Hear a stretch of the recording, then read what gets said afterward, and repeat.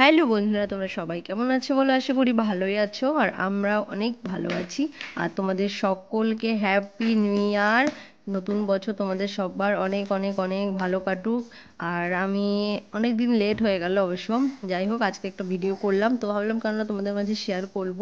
কিন্তু ভিডিওটা করতে গিয়েও না এখানে আমি আজকে বানিয়েছি একটা ডাল ঢোকলি রেসিপি, যেটা কি হচ্ছে গুজরাটের একটা রেসিপি। তো সেটা আমি ভিডিওটা পুরোটা করেছিলাম, কিন্তু আমার মোবাইলে মেমোরি ফুল হয়ে যাওয়ার কারণে ভিডিওগুলো কিছু কিছু ডিলিট করতে গিয়ে ওই ভিডিওগুলোই ডিলিট হয়ে গেছে। আর অনেক দিন ধরে টাইম হয়ে উঠছিল না যে ভিডিও করব করব করে, নানান ধরনের কাজের মধ্যে ব্যস্ততার কারণে। আর ঠান্ডা কিন্তু বেশ জমজমাট পড়েছে, প্রচণ্ড ঠান্ডা।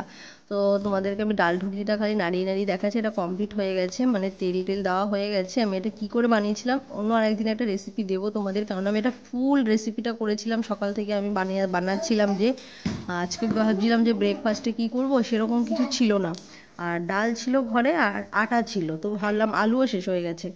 তো এটাই কথা বলতে বলতে তোমাদেরকে দেখাচ্ছিলাম আমি কতগুলো জামা কাপড় এখানে কালকে ধুয়েছিলাম। রোদ ভালো ওঠেনি আর বেলা হয়ে গেছিলো শুকো দিতে দিতে, তার জন্য আমি সেগুলোকে রেখে দিয়েছিলাম আজকে আবার রোদে দেবো বলে।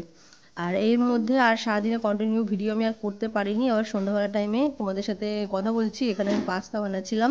এখানে টমেটো গ্রেভি আর বেবি কর্ন যেগুলো সেগুলো দিয়ে। আর এখানে আমি পাস্তা রান্না করবো আজকে সন্ধ্যাবেলায়। তো রাতের বেলায় বাচ্চারা বলছে যে আজ একটু পাস্তা খাবো, রাতের বেলা ভাত খাবো না। আর দুপুরবেলা রান্না করেছিলাম, শাক করেছিলাম, ডাল করেছিলাম, ভাত করেছিলাম, আর সকালে ব্রেকফাস্টও তোমাদের দেখিয়ে দিয়েছিলাম, আর দুপুরেরটা কিছু দেখাতে পারিনি। আর কারণ আর তখন ভিডিও অনেকটাই করেছিলাম না, ভিডিওগুলো ডিলিট হয়ে গেছে মেমোরি খালি করতে গিয়ে অনেকগুলো, ভাগ্যিস আর এইটুকুনি ক্লিপ ছিল বলে তোমাদের সাথে শেয়ার করলাম। তো যাই হোক, এখানে আমি বেবি কর্নটা বেশ সুন্দর করে কষিয়ে নিয়েছি, ভাজা ভাজা হয়ে গেছে বাটার দিয়ে। আর এর মধ্যে পাস্তা দেবো। আর এখানে আমার 250 দুধের একটুকুনি করে ছানা নিয়ে নিয়েছিলাম, একটু করে পনির দিলে পাস্তার মধ্যে বেশ টেস্ট লাগে। তো আমার কাছে কি বলতো, পনির তো ছিল না, দুধ ছিল। আজকে দুধটা বাচ্চাদের ঠান্ডা লেগেছে বলে দুধটা খাবো না, আর এখন দুধ অল্পই নিচ্ছে, 250 করে, যেখানে 500 করে দুধ নিতাম। আর এই দুধটাকে আমি ছানা করে নিয়েছি। তো দেখো, এই ছানাটা দিয়ে দেবো পাস্তার মধ্যে। আর পাস্তা এখানে দু ধরনের পাস্তা নিয়েছি আমি। ওই একটা প্যাঁচানো ধরনের যে পাস্তাটা হয় ওইটা, আর একটা হচ্ছে ম্যাকারনি। ওই প্যাঁচানো পাস্তাটার নাম আমি ঠিক জানি না, শুনেছিলাম এক দুবার কিন্তু ভুলে গেছি। যাই হোক, ম্যাকারনি নিয়েছি।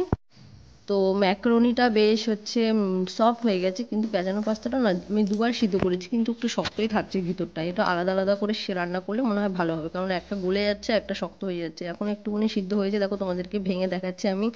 খুব শক্ত থাকছে, কিছু কিছু দেখো এখনও শক্ত আছে ভিতরে, এরকম মনে হচ্ছে। তো দেখি, আমি পাস্তাগুলোকে সব টিপে টিপে দেখছি, যে কেননা শক্ত হলে তো বাচ্চাদের খেলে তো পেটের প্রবলেম হবে আবার, না শক্ত জিনিস খেলে। তো যতক্ষণ আর সফট হয় ততক্ষণ ভালো করে কুক করে নেওয়া ভালো। তো যাই হোক, আজকে সেটা মনে হয় আর একটু আগে দিলে যারা টেস্ট হতো। আর এখানে মশলাটা বসানো হয়ে গেছে, এর মধ্যে আমি দিয়ে দেবো তোমার পাস্তাটা। পাস্তাটা আমি এমনি রান্না করলে অনেকে একটু ঝাল ঝাল করে, অনেক বাচ্চাদের একটু মিষ্টি মিষ্টি করে। এর মধ্যে আমি যেটা আমি রেখে দিয়েছি এক্সট্রা, সেটা অ্যাড করবো একটু। হোয়াইট সস পাস্তা যেরকম বানায়, ময়দা দিয়ে বানানো, ডিম বানায়, সস বানায়, হোয়াইট সস সেটা দিয়ে বানায়, কিন্তু আমি এরকম করে বানাচ্ছি না। আমি নর্মালি একটু ফুটিয়ে দিই উপর দিয়ে, এর থেকে না হলুদ হলুদ আমি একটু টমেটো দিয়ে এর মধ্যে বানাই। আর দেখো দুধ আমি দিয়ে দিই, দুধগুলো দেখি শর্ট ছিল সেটাও দিয়ে দিলাম, কারণ ক্রিমটা ভালো লাগে করা যেত, সেটাও আমি দিয়ে দিলাম। আমি এভাবে বানাই, কারণ অনেকে অনেক ধরনের রান্না করে, অনেকে অনেক রকমের রেসিপি দেয় না, একটা জিনিসেই অনেক রকম করে বানানো দেয়। আমি এভাবে বানাই পাস্তাটা, সেটা আমি শেয়ার করলাম। আর দেখো পাস্তাটা ভালো করে নাড়াচাড়ি করে নিচ্ছি।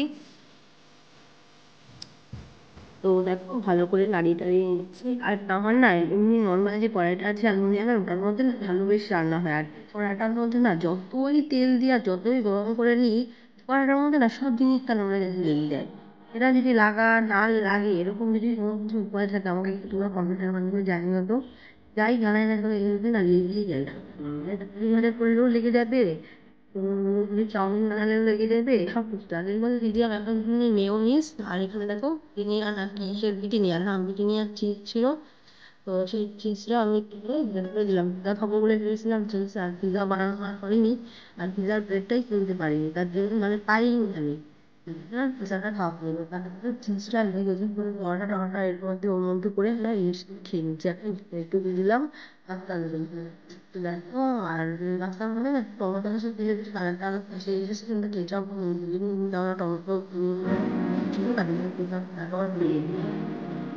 আর একটু দিলাম একটু করে বাটার নাড়িয়ে চাড়িয়ে উঠিয়ে নেবো। দেখতে পাচ্ছ ফাইনালি আমার ভাতটা পুরো